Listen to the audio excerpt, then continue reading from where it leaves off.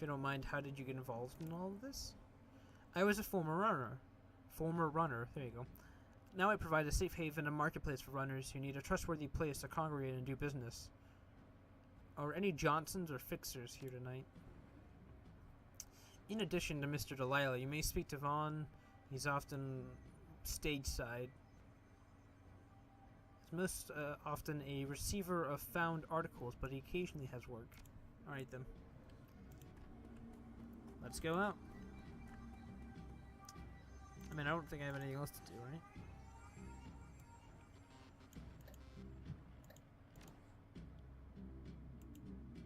Confirm.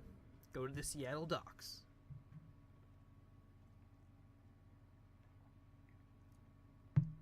Leaving the Union behind, you head for the docks. The Ripper killed Sam, and maybe he or she slipped up in the latest victim. Left some useful information, evidence. I can barely speak. Only one way to find out. South Seattle's your typical industrial area, grit, grime, and gray. The rain doesn't help matters any. Layers of dirt mixed with abandoned wooden pallets, repurposed into makeshift furniture for the day workers.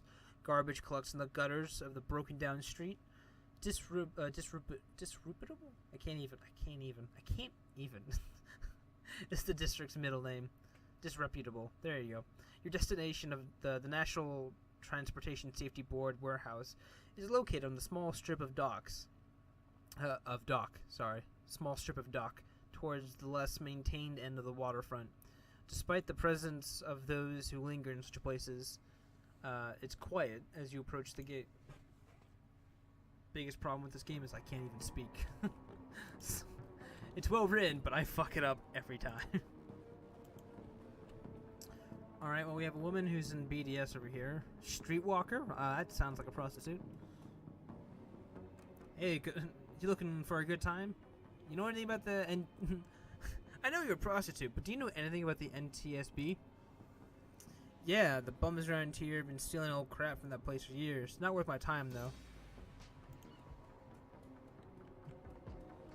The bums have been stealing stuff? I take it like that. Wait, where the fuck is Paco? Is he just staying? Halt. The guard looks bored. He toys with his gun absent-mindedly, like he might shoot something on just a whim, just to watch you die.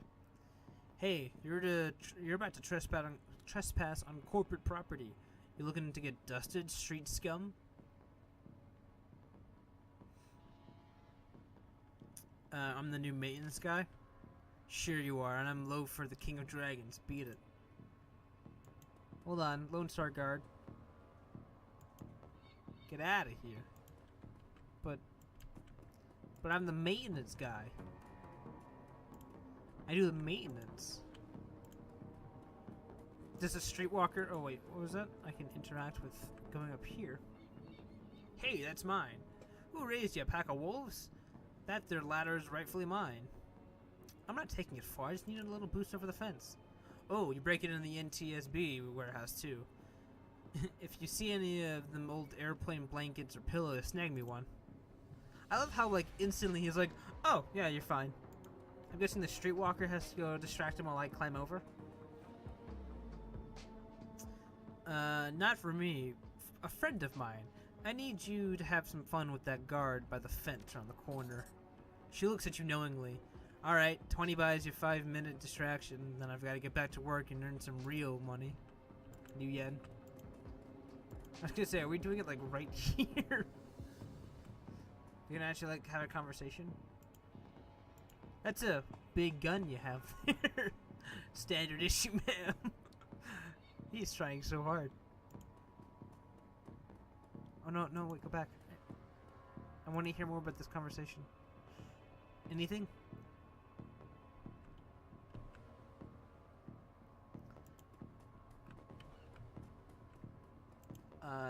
Can I go looking around this place? Is there like a blanket for me to pick up for the old homeless man? They got a helicopter and shit? Stuff to loot. I knew coming this way would be good. Phosphorus grenade and a Fachiti concussion grenade. Fachiti? I know that I'm saying that wrong. I don't speak Italian. Pretty sure that's supposed to be Italian. Either that or I'm just being absent-mindedly racist and just assuming anything that sounds remotely Italian is just Italian.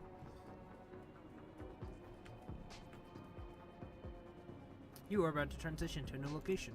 Sure. The warehouse. Inside the large gray warehouse is as typical as the outside. High ceilings adorned with girders and rickety catwalks. Atop a huge utility blah blah blah blah room. Yeah. I can't. Ugh, good God.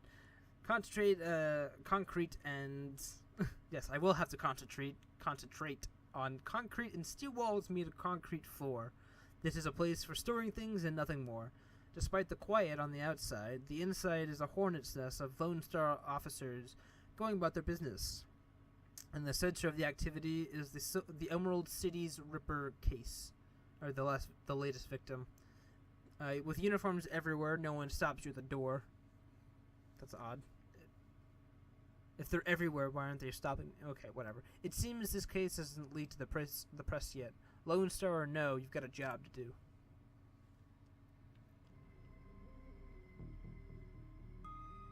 Speak with the sergeant. Is this him? Yeah, that's him.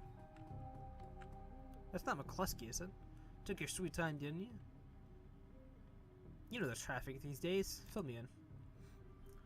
We had time to go over the evidence while you were en route. Turns out this might not be a Ripper murder after all. I left the computer on in the office over there if you want to go see for yourself. The victim worked here at NTSB warehouse as a black box researcher.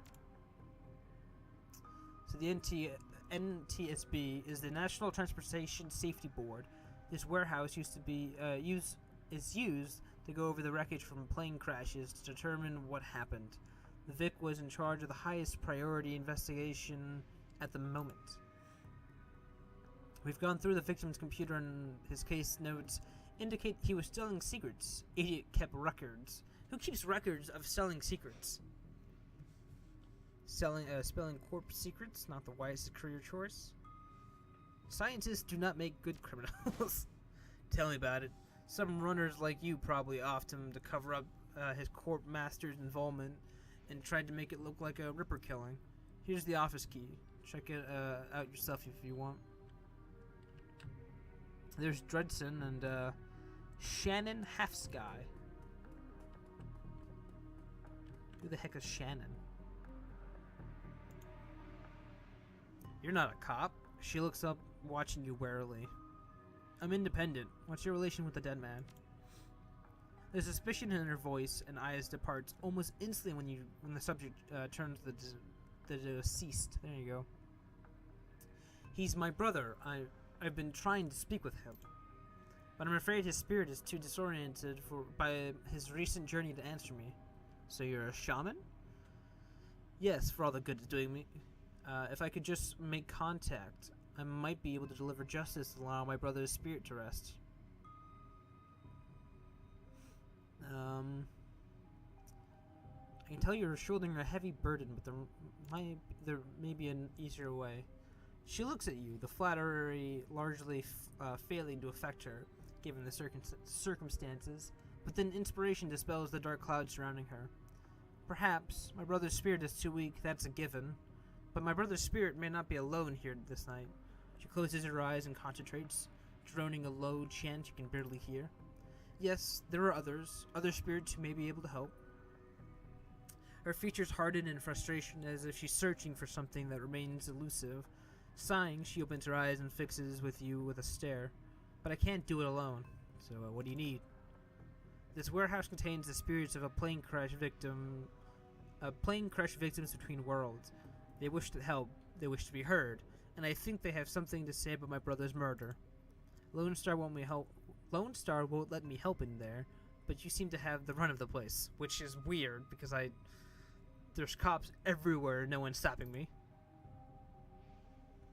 If you can find personal items that belong to the victims, I think I can summon a spirit to speak with us. I need at least 2 objects. Yeah, of course I'll do it. It's fine. After I talk with my boy Dresden over here. I need to know more about the victim. Belle, surprised to see you here. Let me guess, he tipped you off again? Suppose you must have made an impression on him at the market yesterday. Or your cred stick did at any rate. Anyway, surprise, we got another Ripper victim on our hands. Looks like business is good for a dial of Morgan. A dial of morgue. There you go. Looks like you're putting in some overtime, Dresden. What can help about the victim? The victim is male, mixed Native American descent, age 38. Based on the condition of the body, it looks like he was killed around 2 in the morning. And yes, I'm a little tired. Bodies have been piling up like cordwood, it seems. Cause of death unknown. Several internal organs have been removed from his body after death, quite gruesomely. I'm not sure if the killer ever knew what they wanted before they started cutting. Not much else to tell yet, really. He does have a lot of pre-existing scar tissue, so he probably had a major surgery at some point in recent history. Unfortunately, with the organs gone, I can't determine the nature of the surgery.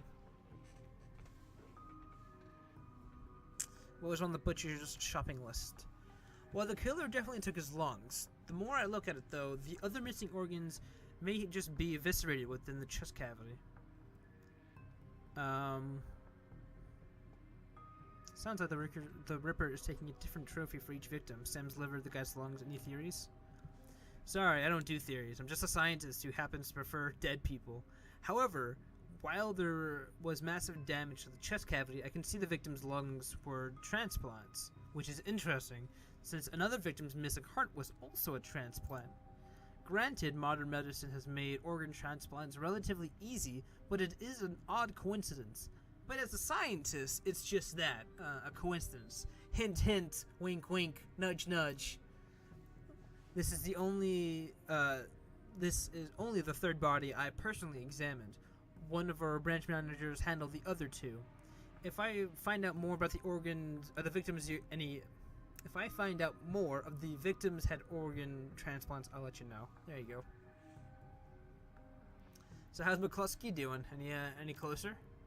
McCluskey couldn't find his ass with both his hands. Don't tell him I said that, though. What about the Officer Aguirre? Aguirre would love to solve it before McCluskey and get his gold detective's shield. Plus, he'd love to see McCluskey suck it in front of his superiors. He's already tried to bribe me to keep information from McCluskey and slip it to him. I'm inspired by their tireless pursuit of justice. Did you take the money? He grins from ear to ear. Do you have any idea how much this job pays for these days, ma'am? I don't think Aguirre's office salary is going to do much to seduce me into helping him. So the woman over there we've already talked to, but I want to see what Dresden knows about her. No clue, she just showed up. Looks a kin, I think. Alright, well, I'm going to go back out into the field, if you will. That is the office to the computer. But I think there's things to interact with over here. Hello? Ooh, hello. This appears to be the victim's locker. The door is slightly ajar. Inside you see several of the dead man's personal items. Inspect the toothbrush. The blue toothbrush is still wet from being used. It smells of mint and cigarettes. And the comb? As you reach for the comb, the hair on the back of your hand stands on end. And when you take it off its little shelf, your heart thumps in your chest. Hard. This must be one of the items the shaman was looking for. Alright. Cool. The computer might hold some information. Excuse me. I'm trying to drink and keep my throat all moist. Because talking for an hour straight is very tiring. The researcher's work cyber terminal has been left on, presumably by Lone Star investigators. That's a lot of notes. Read the researcher's private notes. Oh, hello. The notes appear on screen pertain to NTSB case file number 96, the crash of the Ares jetliner near the UCAS and nation border. There you go. The crash is reportedly the result of an equipment failure. Reading further into the investigator's note, however, you find substantial evidence linking the crash to an experimental Renraku research initiative. This information can be worth a great deal to the right buyer. Alright, well, 96. Case file 96. Redacted.